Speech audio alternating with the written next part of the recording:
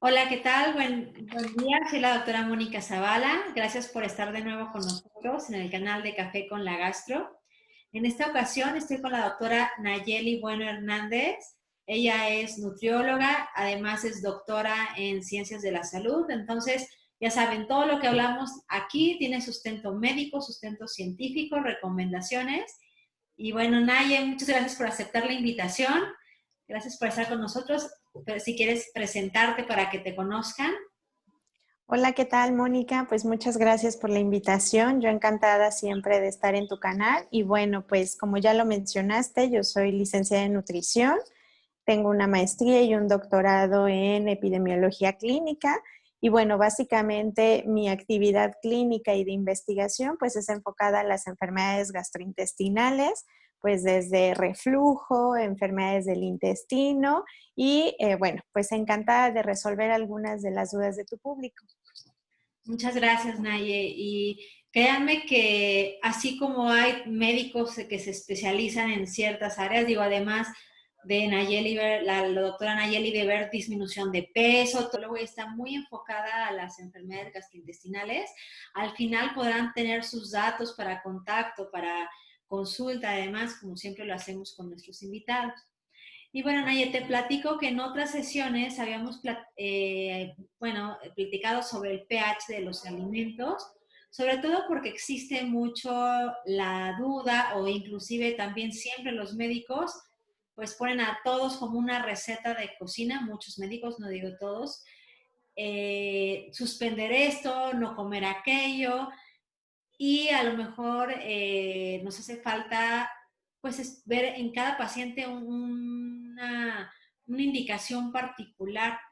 Entonces, bueno, así en general, ¿qué nos puedes comentar sobre estas recomendaciones? Porque en muchas facultades, pues desde los médicos no tenemos una cátedra como tal de nutrición o conforme van avanzando el programa.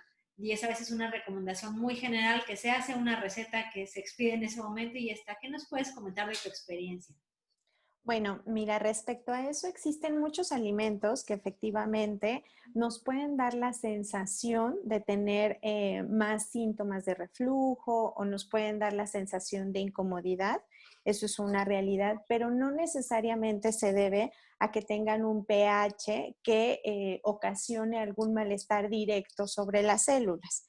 Si bien es cierto que algunos alimentos pueden aumentarnos esa sensación como los cítricos, como el café, como la leche, sentimos de pronto que los síntomas aumentan. Sin embargo, las enfermedades que ya tienen los pacientes asociadas a reflujo por otras razones, por falta en los movimientos del esófago o por alguna alteración en el esfínter o por alteraciones estomacales o cualquier enfermedad de base, es realmente lo que se debe tratar.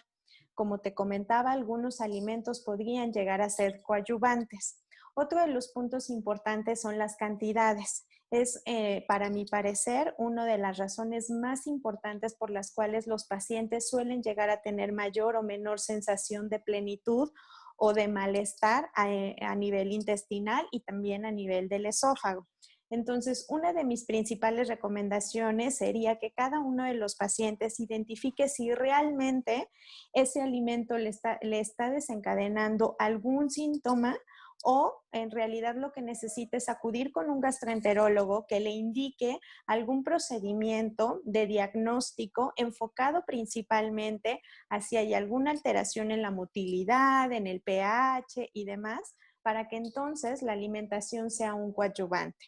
Es realmente un mito que muchos alimentos ocasionen reflujo como tal. Repito nuevamente, lo único que realizan es aumentar un poco la sensación de acidez, pero no es la base de los síntomas. Eso definitivamente debe ser a través del diagnóstico médico y a veces con la alimentación podemos coadyuvar el tratamiento. Sin embargo, no siempre suele ser la única estrategia. En muchos pacientes es importante que también el tratamiento farmacológico esté enfocado, dirigido y que sea el adecuado, por supuesto. Sí, muchas gracias, Nayi.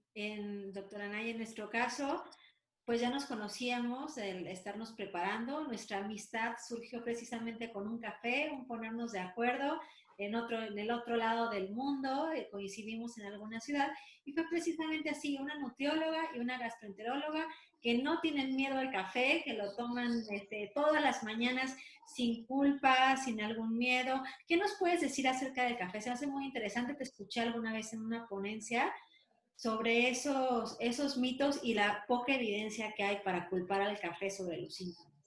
Exacto, justo te comentaba al respecto de individualizar el tratamiento en los pacientes, porque hasta el momento no hay evidencia científica que demuestre que realmente el café te puede desencadenar algún malestar importante en el reflujo gastroesofágico y especialmente que te cause como tal el reflujo gastroesofágico. ¿Cuál es el problema? Que bueno, desafortunadamente en mi experiencia clínica, y seguramente tampoco me dejarás mentir, muchos pacientes refieren que aumentan sus síntomas con el consumo de café. Sin embargo, esto es muy ambiguo. A lo que vamos es que una restricción inicial, desde que llega el paciente a tu consultorio y decirle no puede consumir estos y estos alimentos, es sumamente ambiguo porque eso va a generar en el paciente mayor estrés en cualquier enfermedad gastrointestinal, mayor estrés, miedo y sensación de que lo está haciendo mal. Lo más importante es eso, que evalúe si la cantidad que está consumiendo realmente la está asociando con un síntoma, porque repito, la evidencia científica no favorece como tal a que un alimento cause directamente una alteración sobre el esfínter o sobre los movimientos y que justifique este reflujo gastroesofágico. Entonces, como bien lo mencionas, podemos seguir consumiendo café sin miedo y seguirlo compartiendo con quien lo deseemos, pero también asociarlo a plenitud. A veces sucede mucho, como lo comentabas, el café después de la comida es como un típico. Sin embargo, a veces el síntoma va más bien asociado a una comida copiosa, al consumir muchos alimentos de diferentes y al tener esa sensación de distensión que obviamente se aumenta con el consumo de algunas dosis de café. Entonces, nuevamente, sin ningún temor, continuar el consumo de café. Gracias. Y también tenemos algunos médicos que probablemente nos estén escuchando. Entonces, este mes se publicó en el New England Journal of Medicine una revisión sobre el café. Los invito a que la revisen. Y Nayet, estamos en México. Es típico de la salsa para las botanas, las papas. ¿Qué me puedes decir al respecto desde tu evidencia científica y tu experiencia? Bueno, el picante ha sido uno de los alimentos más estigmatizados en el tema gastrointestinal. Si tú llegas con cualquier médico gastroenterólogo, siempre te va a decir que dejes fuera el picante. El picante como tal o el chile tiene una sustancia que es antiinflamatoria, que es la capsaicina, y que en múltiples estudios se ha demostrado que tiene efectos antiinflamatorios, inmunoreguladores, actúa en sistema nervioso central, liberando ciertas moléculas de placer y demás. Sin embargo, ¿cuál es el problema? Al ser preparado con vinagre, que al final sí tiene una acidez un poquito que podría aumentar los síntomas en los pacientes, son esas formas de preparación o incluso la grasa o el exceso de sal, la cocción, las que van a generar que la sensación de acidez aumente, pero no necesariamente con el picante. Yo por eso es que siempre a mis pacientes lo que les recomiendo es continuar con el consumo de picante, pero el picante natural, así como nos enseñaron nuestros ancestros, el tomar el chile a mordidas es la mejor recomendación porque cualquier forma de preparación, algunas no están estudiadas y las pocas que se han estudiado, bueno, pues sí se asocian con un poquito de mayor acidez y por lo tanto les van a desencadenar algunos síntomas. Entonces, básicamente, en especial con uno de los alimentos más consumidos en nuestro país, sería eso, consumirlo de la forma más natural posible. Gracias. Y le está diciendo una doctora, nutrióloga, además, súper preparada para que cuando también yo frecuentemente les digo, tomen café, pueden comer chile, o sea, pueden comer picante. Claro, eso se individualiza, como menciona bien la doctora Nayeli, a cada paciente. Ese es el motivo del por qué no lo indicamos así como receta para todos. Y también a muchos médicos les cambiará esa forma de indicarlo como tal. En tu experiencia, doctora Nayeli, ¿qué otros alimentos podrían ser típicos que te comentan en tu consulta y que a lo mejor ahorita me dediqué yo a los principales a comentarlos? Mira, algo que, por ejemplo, los pacientes suelen defender un poquito es el consumo de bebidas gaseosas. Eso sí se ha demostrado que tiene cierta asociación con el aumento de síntomas y el aumento de reflujo. Como tú sabes, son burbujas de gas que en algún momento tienen que salir. Y la forma de salir, pues, es en forma de eructos. Y esos eructos aumentan el reflujo también de alimento. Y si el esfínter ya se encuentra un poco delimitado y además ya no tiene ya no se encuentra muy bien fortalecido y además los movimientos no se encuentran correctamente, pues eso sí puede ser un factor de riesgo importante. Algunos otros estudios han asociado que la presión también intraabdominal con el consumo de estas bebidas gaseosas pueden aumentar los síntomas. Y no te hablo solamente de refrescos, te hablo también de agua mineral, de cava, de vino, de todo aquello que pueda tener burbujas, puede exacerbar los síntomas en los pacientes. Entonces, eso también es muy importante que se limite. La menta también es uno de los alimentos que sí se ha asociado con un poquito de mayor debilidad en el esfínter esofágico inferior, perdón. Entonces, eso sí le puede aumentar los síntomas en los pacientes. Qué curioso, ¿y qué te defienden? Te dicen, pero es de dieta, o es Sí, claro, sí, por supuesto. Además, recordemos que algunos edulcorantes no calóricos, bueno, también se han asociado con cambios en la motilidad a nivel del esófago. Entonces, eso eventualmente también puede exacerbar los síntomas.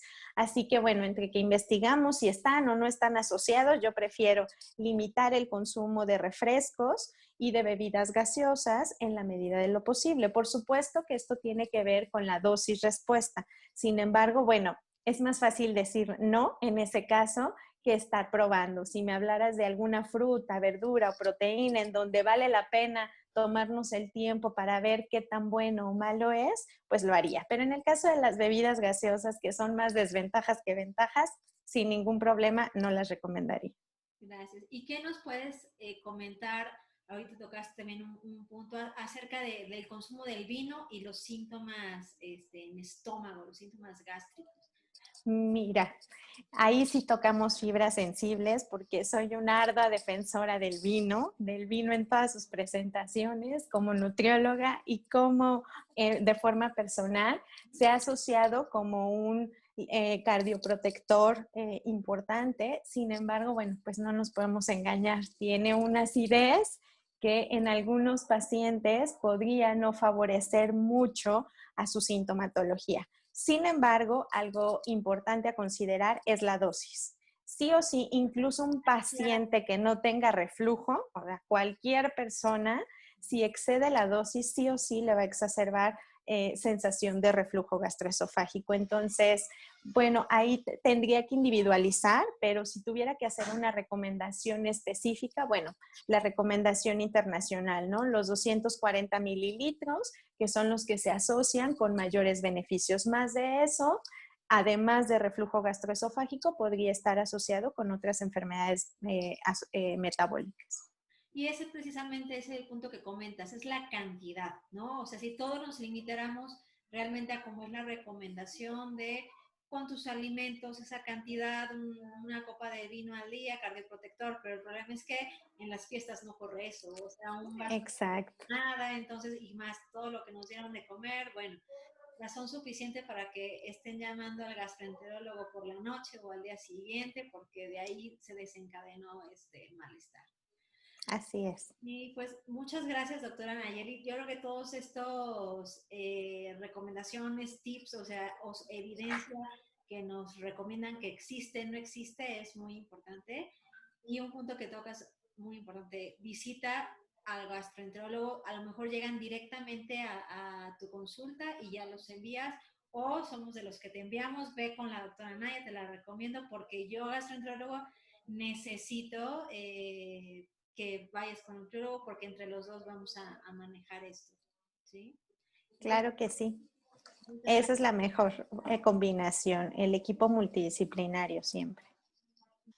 Hay muchos pacientes que, por ejemplo, comentan que hasta el agua les dan síntomas, hasta el agua les produce ardor, hasta el agua les produce dolor, y es ahí, bueno, el mensaje de que hay un tema de hipersensibilidad visceral que ya hemos comentado previamente, y esto, bueno, nos hace el link o el enlace para nuestra siguiente plática que tendremos posteriormente sobre cómo las gastroenterólogos manejamos esa sensibilidad. No se van a dar recetas, pero sí explicar un poco de cómo manejamos esa hipersensibilidad cuando hasta el agua, todo lo que comes, te produce síntomas. Y eso a lo mejor nos habla de que el tema es un esófago, un estómago muy sensible porque tu hija o tu hermana toma el jugo de naranja y no tiene ningún problema y tú estás sintiendo fuego por dentro, ¿no?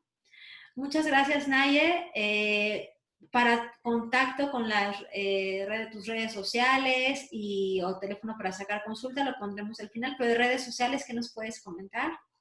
Bueno, pues en redes sociales me puedes encontrar en Facebook como doctora Nayeli Bueno Hernández y ahí están todos mis datos de consultorio, mis números y bueno, con toda la disponibilidad de ver a tus pacientes. Gracias, Naye. Y también les comentaré que como investigadora, la doctora es investigadora en un centro hospitalario, frecuentemente solicita pacientes con ciertas características. Síganle en sus redes sociales porque frecuentemente lanza estas convocatorias y bueno, encantados de participar. Yo creo que como mexicanos también necesitamos promover la investigación en nuestra población, en nuestro país. Muchas gracias, doctora Naye, y hasta pronto todos. Gracias, hasta luego. Hasta luego.